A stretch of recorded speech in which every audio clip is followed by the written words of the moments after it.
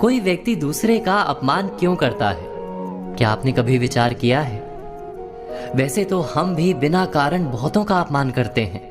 हमारा अपना अपमान भी बहुत बार होता है।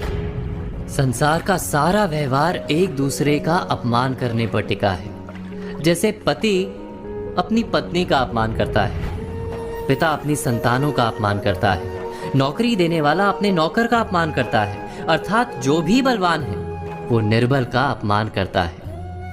यदि हम शक्तिमान हैं तो अपमान के बदले में लड़ाई करते हैं, और यदि लड़ने की शक्ति नहीं होती तो हम अपमान सह लेते हैं, स्वयं को निर्बल और असहाय मान लेते हैं। हमें छोटे होने का एहसास होता है।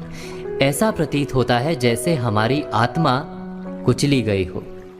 किंतु कोई किसी का अपमान क्यों करता है?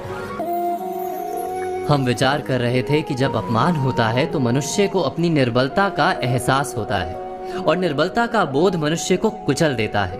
वो अधिक से अधिक निर्बल बन जाता है, अत्याचार सहने की आदत सी पड़ जाती है, आत्मविश्वास का नाश हो जाता है। और जब आत्मविश्वास नहीं होता तो मनुष्य शराब और जुए जैसे व्यसनों में सुख ढूंढता है, मन से रोगी बन जाता है। आखिर किसी भी मनुष्य की ऐसी दुर्गति कोई क्यों करता है? अपमान करने वाला वास्तव में क्या सिद्ध करना चाहता है? कभी गहराई से विचार किया है? हम विचार कर रहे थे कि कोई भी मनुष्य किसी का अपमान क्यों करता है। वास्तव में हम किसी का अपमान करते हैं उसकी निर्बलता सिद्ध करने के लिए, ये बताने के लिए कि हम अधिक शक्तिमान हैं। अर्थात वास्तव में अपमान करने वाला स्वयं अपने आप को शक्तिमान या बलवान सिद्ध करने का प्रयास कर रहा है। अपमान करने वाला हकीकत में अपनी शक्ति से आश्वस्त नहीं है, उसे अपनी शक्ति पर भरोसा नहीं है। दूसरों को चुनौती देकर वो अपनी शक्ति पर विश्वास प्राप्त करने की कोशिश करता है। क्या ये सच नहीं? हम बात कर रहे थे कि जब हम किसी का अपमान करते हैं तो वास्तव में इतना ही प्रकट करते हैं कि हमें अपने बल पर भरोसा नहीं। हमें ये संसार एक अविरत संघर्ष प्रतीत होता है, कभी ना रुकने वाली एक जंग सी दिखाई देती है। हम अपने निकट आने वाले सभी को प्रतिद्वंदी मानते हैं, फिर वो पति या पत्नी ही क्यों ना हो।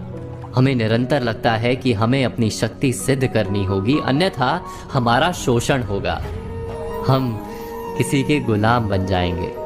किंतु क्या हमने कभी विचार किया है कि दूसरों को प्रतिद्वंदी अर्थात दुश्मन मानने के बदले कलीग मान लें, हमारी सहायता करने वाले सहयोगी मान लें, अर्थात दूसरे व्यक्ति को प्रेम करें तो उसका अपमान करना आवश्यक ही नहीं होगा। किंतु प्रेम करने के लिए आत्मविश्वास आवश्यक है। जिसे अपनी शक्ति पर विश्वास नहीं, वो प्रेम कर ही नहीं सकता। अर्थात जिसका हृदय आत्मविश्वास से भरा होता है, ना वो अपमान करता है, ना अपमान को स्वीकार करता है। क्या ये सत्य नहीं? इस तथ्य पर विचार अवश्य कीजिएगा।